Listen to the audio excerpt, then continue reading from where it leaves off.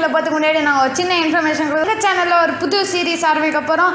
அந்த சீரீஸ் பேர் தான் 7 IQ, அதாவது 7 இன்ட்ரெஸ்டிங் கொஷின்ஸ். உங்களோட கொஷின்ஸ்க்கும் ஆன்சர் வேணும்னு நினச்சிங்கன்னா தாராளமாக கமெண்ட் பாக்ஸில் கமெண்ட் பண்ணிடலாம். நம்ம ரெகுலராக யூஸ் பண்ணுற டிவைசஸில் கம்ப்யூட்டரும் ஒன்று. அந்த கம்ப்யூட்டருடைய ஒரு பார்ட் மவுஸ். இந்த மவுஸில் 2 இம்பார்ட்டண்ட்டான டைப்ஸ் ஆஃப் மவுஸ் இருக்குது. அந்த 2 டைப்ஸும் எப்படி ஒர்க் பண்ணுது, அதோடைய மெக்கானிசம் என்னன்றதை பற்றி தான் இந்த வீடியோவில் நம்ம பார்க்க போகிறோம். வாங்க அதை போய் தெரிஞ்சுக்கலாம். ஃபஸ்ட்டு வீல்டு மவுஸ் எப்படி ஒர்க் பண்ணுதுன்றதை பார்ப்போம். இந்த டிசைனை செய்கிறத பற்றின பிளானை 1961 நடந்த கான்ஃபரன்ஸ் லெக்சரில் டவுக்லஸ் என்கல்பார்ட்ன்றவர் சொன்னார். 1963 இதோடைய ஃபர்ஸ்ட் டிசைனும் வந்தது. இந்த மவுஸை நம்ம மூவ் பண்ணும்போது இதுக்கு கீழே இருக்கிற ஒரு ரப்பர் பால் ரோல் ஆகும். இந்த மாதிரி அது ரோல் ஆகுறதுனால அது கூட கனெக்ட் ஆகி இருக்கிற வீல்ஸை அது தள்ளும். இதில் இருக்கிற 2 வீல்ஸில் ஒரு வீல் எக்ஸ் ஆக்சிஸ் வீல், இது நம்ம ரைட் டு லெஃப்ட் மூவ் பண்ணும்போது ரோல் ஆகும்.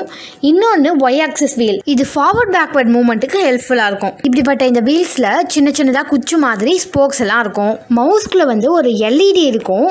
இந்த லைட் எமீட்டர் இன்ஃப்ராட் லைட்டை சென்ட் பண்ணும். இந்த மாதிரி அந்த வீல்ஸ் தொடர்ந்து சுற்றிக்கிட்டு இருக்கும். அது சுத்த சுத்த அந்த லைட் பீமும் உடஞ்சிக்கிட்டே இருக்கும்.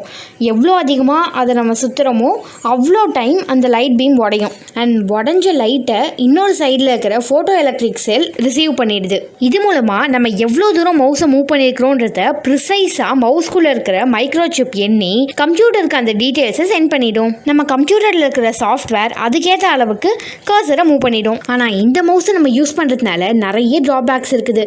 இது எல்லா சர்ஃபேஸ்லையும் ஒர்க் பண்ணாது. இதுக்குன்னு தனியாக ஒரு மவுஸ் மேட் தேவை. அது மட்டும் இல்லாமல் இதில் இருக்கிற ரப்பர் பால் ஈஸியாக அழுக்கெல்லாம் உள்ளே சேர்த்துக்கும்.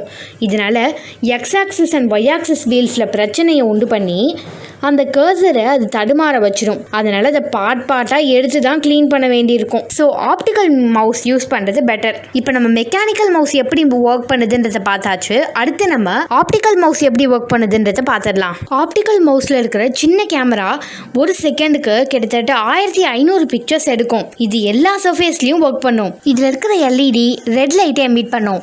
இந்த ரெட் லைட் நம்ம யூஸ் பண்ணுற டெஸ்க் மேலே பட்டு அது திரும்பியும் ரிஃப்ளெக்ட் ஆகி CMOS சென்சார் மேலே படும். இந்த காம்ப்ளிமெண்ட்ரி மெட்டல் ஆக்சைடு செமிகண்டக்டர் எடுத்த எல்லா இமேஜையுமே DSP, அதாவது டிஜிட்டல் சிக்னல் ப்ராசஸருக்கு அனுப்பும். இந்த DSP 18 மில்லியன் இன்ஸ்ட்ரக்ஷன்ஸ் பர் செகண்டில் ஒர்க் பண்ணுது. இது ப்ரீவியஸ் இமேஜுக்கும் புதுசாக எடுத்த இமேஜுக்குமான பேட்டர்னை நோட் பண்ணி மவுஸ் எவ்வளோ தூரம் மூவ் ஆகியிருக்குதுன்றத கம்ப்யூட்டருக்கு சென்ட் பண்ணுது. அதை வச்சு கம்ப்யூட்டர் கர்சர் மூவ் பண்ணும். நம்மளுடைய கர்சர் ரொம்ப ஸ்மூத்தாக மூவ் ஆகணுன்றதுக்காகவே இந்த ப்ராசஸ் ஒரு செகண்ட்லேயே கிட்டத்தட்ட 100கணக்கான தடவை நடக்கும். இப்போ நான் சொன்ன ஆப்டிக்கல் மவுஸ் ரீசெண்டாக வந்தது. இதுக்கு முன்னாடி வேற ஒரு ஆப்டிக்கல் மவுஸ் யூஸ் பண்ணாங்க. இந்த மவுஸை நிறைய டார்க் லைன்ஸோடு இருக்கிற ஒரு மவுஸ் பேட் மேலே வச்சு தான் யூஸ் பண்ணுவாங்க. எப்பெல்லாம் இந்த டார்க் லைன்ஸ் நடுவில் வருதோ அப்போல்லாம் சென்சார் கம்ப்யூட்டருக்கு சிக்னலை சென்ட் பண்ணும். அதை வச்சு கர்சரும் அதுக்கேற்ற மாதிரி மூவ் பண்ணும். ஆனால் இந்த மவுஸை யூஸ் பண்ணுறதுல சில டிஃபிகல்ட்டிஸ்லாம் இருந்தது. அந்த லைட் பீமும் சென்சாரும் ரொம்ப ப்ரிசைஸாக கரெக்டான ஆங்கிளில் அலைன் ஆகியிருக்கணும். அதோட மவுஸ் பேடில் ஏதாவது டேமேஜ் ஏற்பட்டால் கூட இன்னொரு புது மவுஸ் பேட் வாங்குற வர அந்த மவுஸை யூஸ் பண்ணவே முடியாது.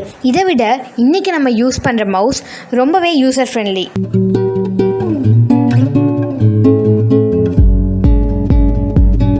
ஓகே ஃப்ரெண்ட்ஸ், இந்த வீடியோவில் நீங்கள் பார்க்குற பட் நோட்டீஸ் பண்ணாத ஒரு விஷயத்தை பற்றி தெரிஞ்சுப்பீங்க நம்புகிறோம். அடுத்த வீடியோவில் இன்னொரு இன்ட்ரெஸ்டிங்கான விஷயத்தோடு சந்திக்கிறோம். Until then bye bye.